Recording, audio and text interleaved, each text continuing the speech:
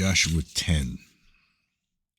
Five kings attack Gibeon. Now it came about when Adoni Zedek, king of Jerusalem, heard that Joshua had captured Ai and had utterly destroyed it, just as he had done to Jericho and its king, so he had done to Ai and its king, and that the inhabitants of Gibeon had made peace with Israel and were within their land. That he feared greatly, because Gibeon was a great city, like one of the royal cities, and because it was greater than Ai, and all its men were mighty. Therefore Adoni-Zedek, king of Jerusalem, sent word to Hoham, king of Hebron, and to Piram, king of Jarmuth, and to Japhia, king of Lachish, and Debir, king of Eglon, saying, Come up to me and help me, and let us attack Gibeon, for it has made peace with Joshua and with the sons of Israel. So the five kings of the Amorites, the king of Jerusalem, the king of Hebron, the king of Jarmuth, the king of Lachish, and the king of Eglon, gathered together and went up, and with all their armies, and they camped by Gibeon and fought against it. Then the men of Gibeon sent word to Joshua to the camp of Gilgal, saying, Do not abandon your servants. Come up to us quickly and save us and help us, for all the kings of the Amorites that live in the hill country have assembled against us. So Joshua went up from Gilgal, he and all the people of war with him, and all the valiant warriors. The Lord said to Joshua, Do not fear them, for I have given them into your hands. Not one of them shall stand before you. So Joshua came up upon them suddenly by marching at all night from Gilgal. And the Lord confounded them before Israel, and he slew them with a great slaughter at Gibeon, and pursued them by the way of the ascent of Beth Horon, and struck them as far as Azekah and Makkedah, as they fled from before Israel. While they were at the descent of Beth Horon, the Lord threw large stones from heaven on them as far as Azekah, and they died. There were more who died from the hailstones than those whom the sons of Israel killed with the sword. Then Joshua spoke to the Lord in the day when the Lord delivered up the Amorites before the sons of Israel. And he said in the sight of Israel, O sun, stand still at Gibeon, and O moon in the valley of Ajalon. So the sun stood still, and the moon stopped, until the nation avenged themselves of their enemies. Is it not written in the book of Jasher, and the sun stopped in the middle of the sky, and did not hasten to go down for about a whole day? There was no day like that before it or after it, when the Lord listened to the voice of a man, for the Lord fought for Israel. Then Joshua and all Israel with him returned to the camp of Gilgal. Joshua 10:16, victory at Makkedah. Now these five kings had fled and hidden themselves in the cave at Makkedah. It was told Joshua saying, the five kings had been found hidden in the cave at Makkedah. Joshua said, Roll large stones against the mouth of the cave and assign men by it to guard them. But do not stay there yourselves. Pursue your enemies and attack them in the rear. Do not allow them to enter their cities, for the Lord your God has delivered them into your hand.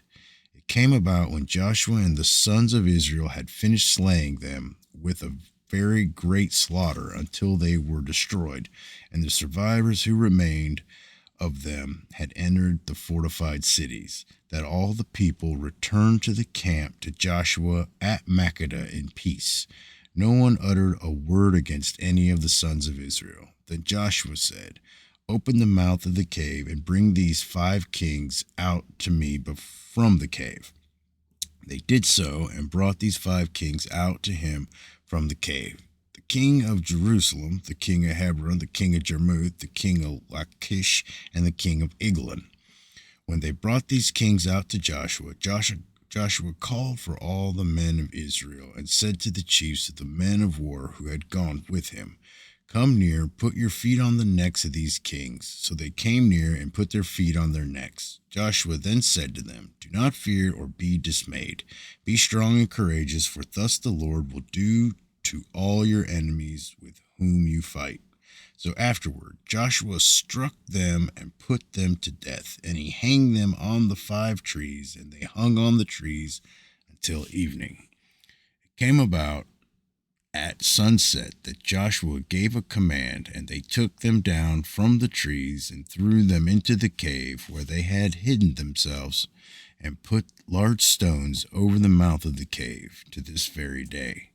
Now Joshua captured Makkedah on that day, and struck it and its king with the edge of the sword. He utterly destroyed it and every person who was in it. He left no survivor. Thus he did to the king of Makkedah, just as he had done to the king of Jericho. Joshua 10:29. Joshua's conquest of southern Palestine.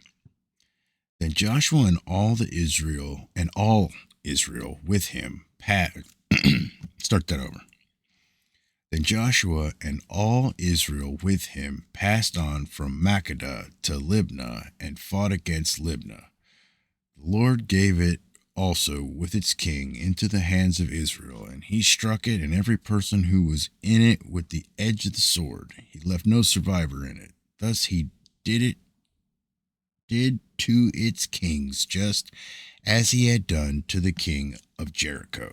And Joshua and all Israel with him passed on from Libnah to Lachish, and they camped by it and fought against it. The Lord gave Lachish into the hands of Israel, and he captured it on the 2nd day, and struck it and every person who was in it with the edge of the sword, according to all that he had done to Libnah.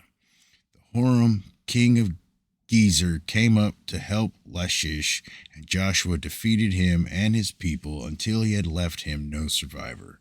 And Joshua and all Israel with him passed on from Lachish to Eglon, and they camped by it and fought against it.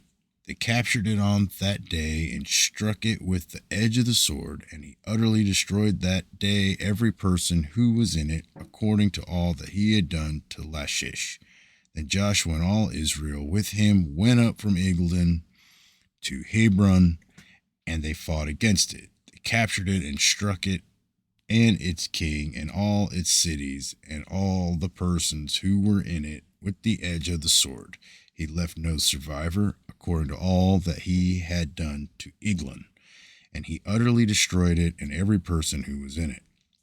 And Joshua and all Israel with him returned to Debir, and they fought against it. He captured it and its king and all its cities, and they struck them with the edge of the sword, and utterly destroyed every person who was in it. He left no survivor. Just as he had done to Hebron, so he did to Debir and its king, as he had also done to Libnah and its king. Thus Joshua struck all the land, the hill country and the Negev, and the lowland and the slopes, and all their kings. He left no survivor, but he utterly destroyed all who breathed, just as the Lord, the God of Israel, had commanded. Joshua struck from them the Kadesh Barnea,